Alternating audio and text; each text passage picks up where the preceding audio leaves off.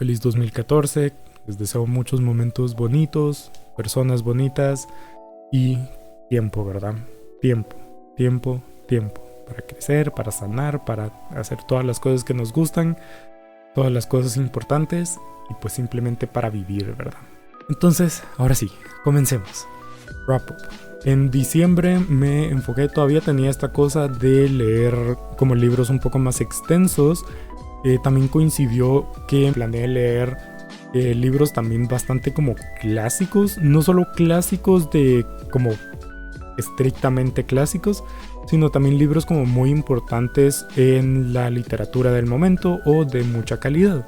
Entonces este diciembre me tocó como muy buenas lecturas, libros también bastante gordos y libros muy importantes en pues, la historia de la literatura casi universal, ¿verdad? Si están viendo esto diferente es porque se está haciendo en directo. Si no quieren perdérselos de este año nuevo, pues pueden suscribirse al canal y estar pendientes cuando suceda. También seguirme en Instagram, donde lo anuncio con un poquito más de tiempo de antelación. Yo soy Jack y esto es Project Dragonfly.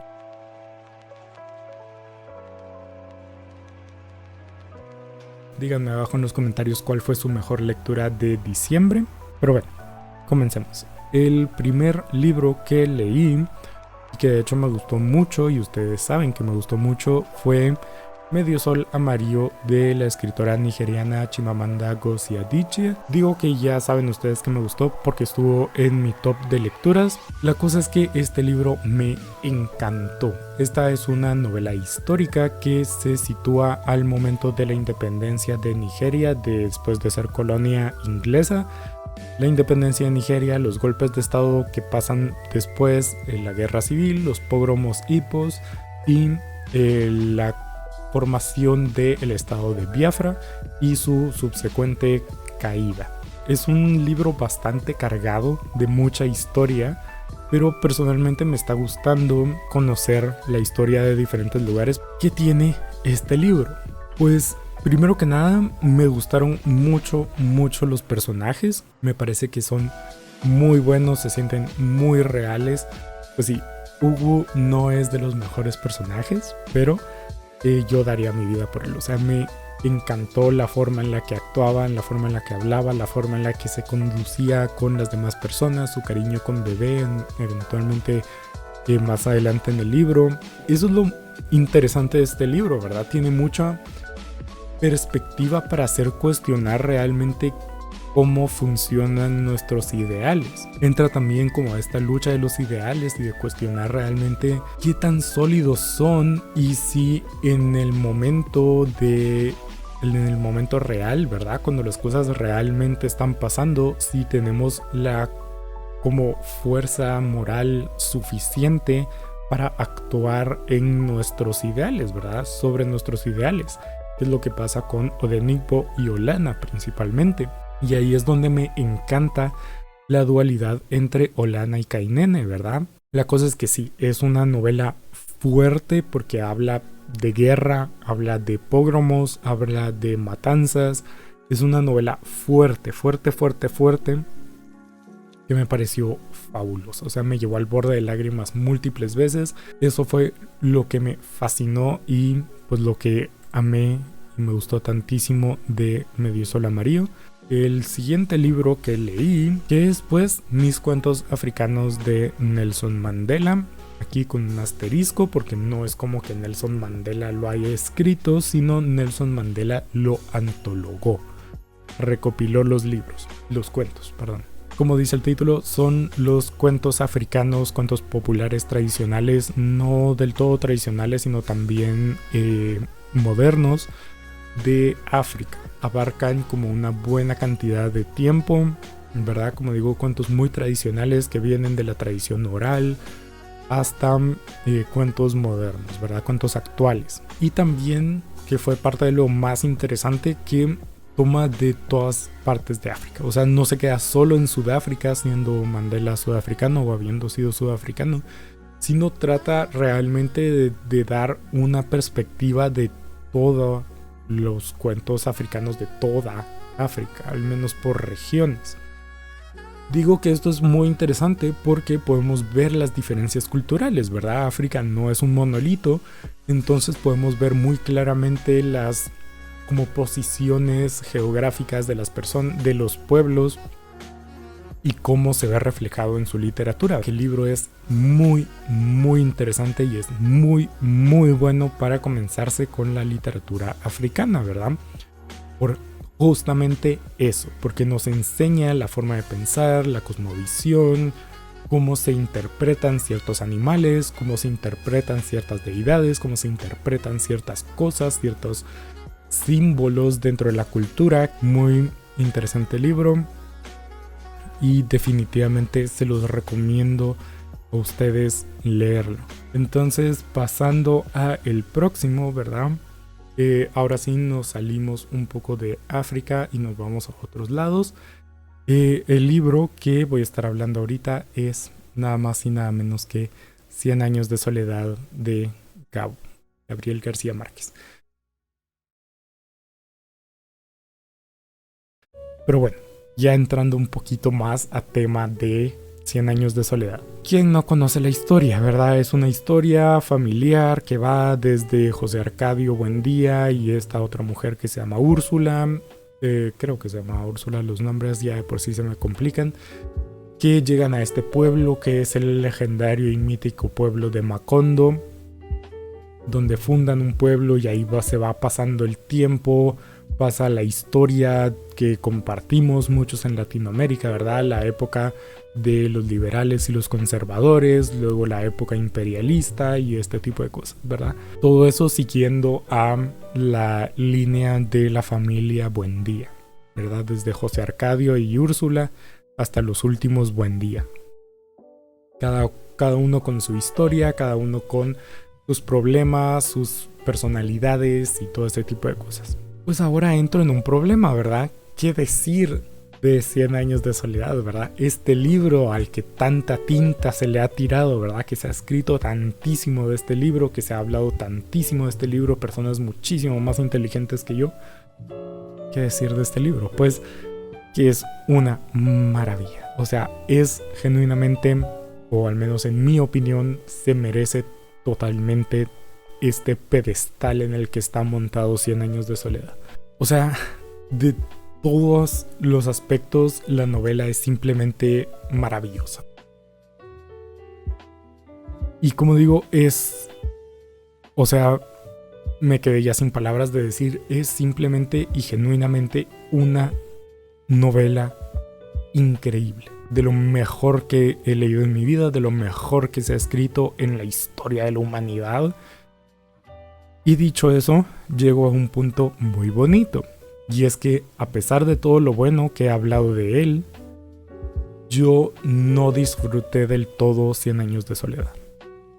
Y no disfruto especialmente a Márquez. Y a mí el estilo de Márquez, aunque lo puedo admirar, no logro conectar con él. Entonces, pues disfruté 100 años de soledad, sí, pero al mismo tiempo no me marcó, ¿verdad? No lo puse ni siquiera en el top de este año. Y eso es algo bonito, ¿verdad? Poder leer un libro virtualmente perfecto, que toda la crítica alaba, que podés ver tú con tus propios ojos toda esa proeza literaria que está plasmada en las hojas, y aún así no disfrutarlo.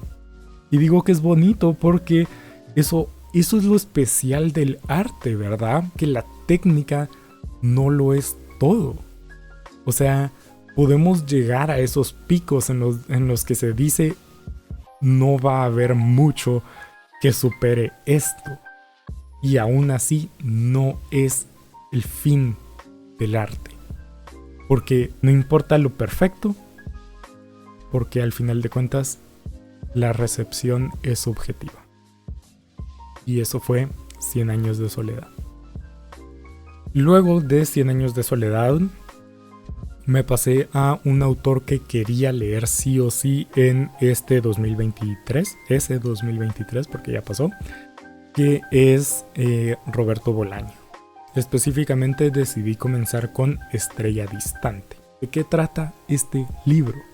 Pues nos sitúa con un narrador que es un poeta chileno perdido de la época de Allende, que pues habla o comienza hablando de su estadía en un club de escritores, ¿verdad? Un círculo de poetas y cómo hablaban, y esta figura enigmática que era este personaje que olvidé el nombre, pero este personaje que es el centro de la novela. De ahí llega el golpe de estado. Lejos, estar lejos de casa.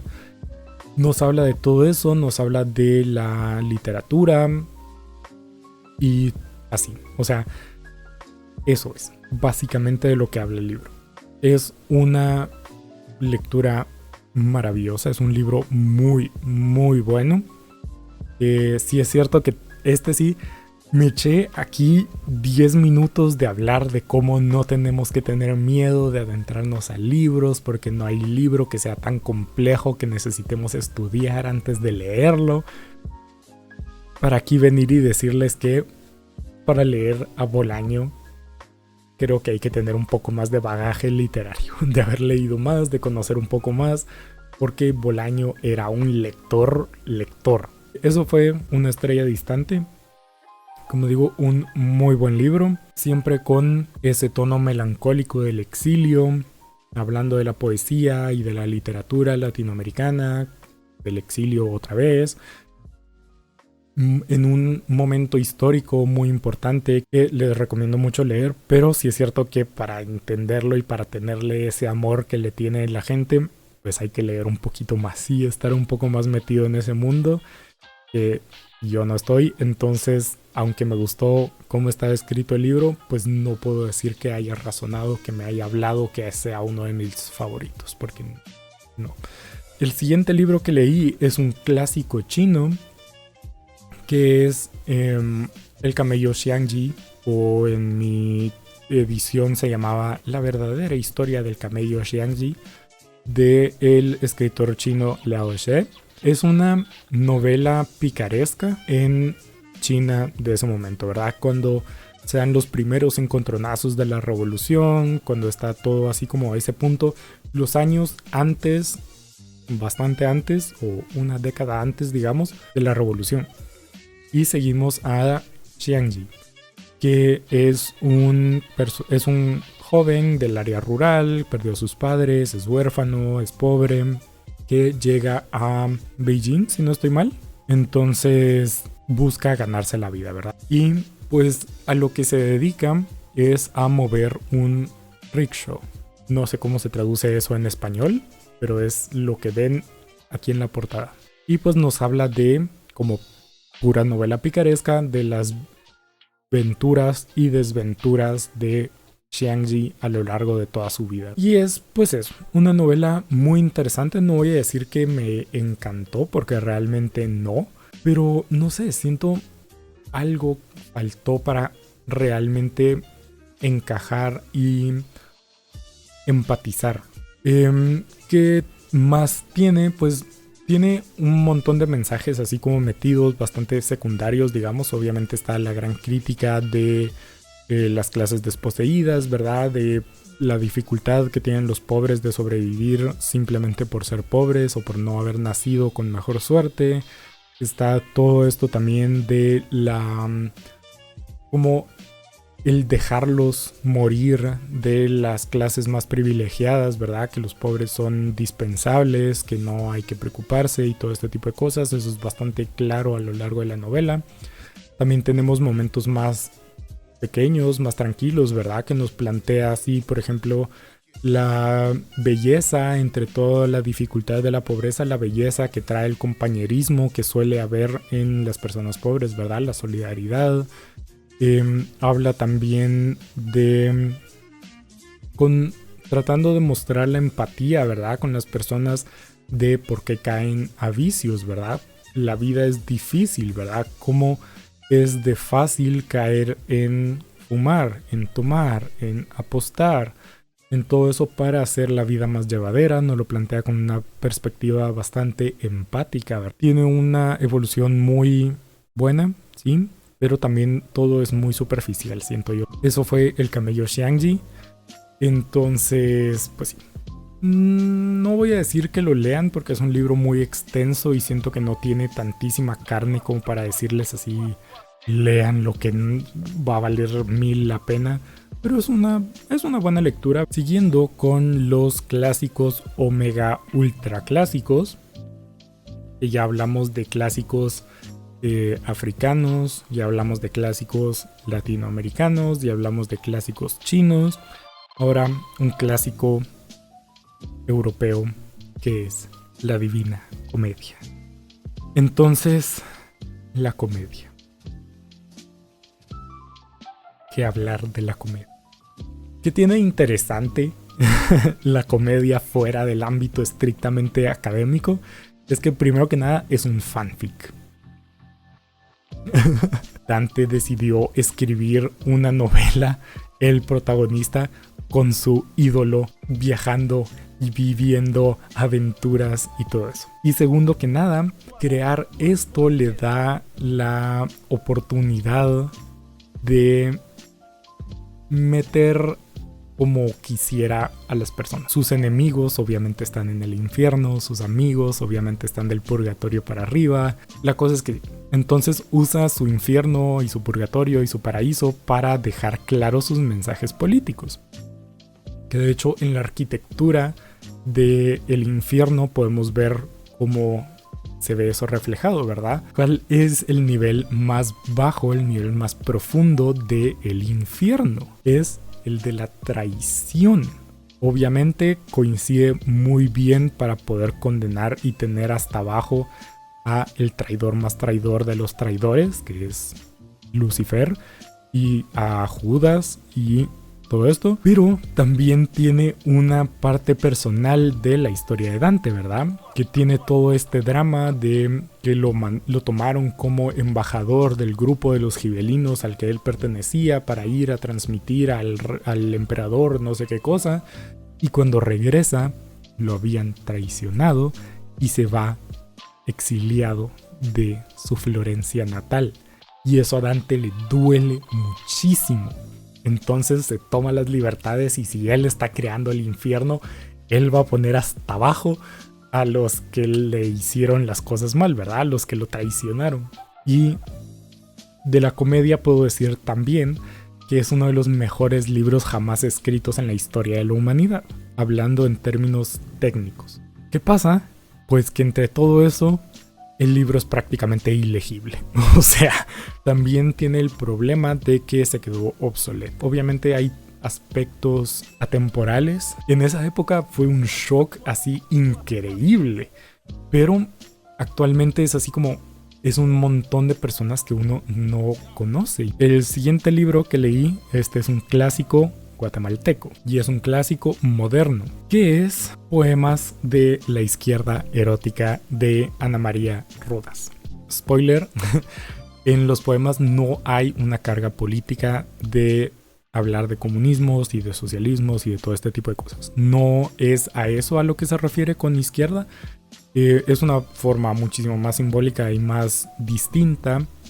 Lo que sí que tiene este poemario un montón es carga erótica. Este libro fue un shock en su momento, ¿verdad? Es cómo diablos está publicando esto.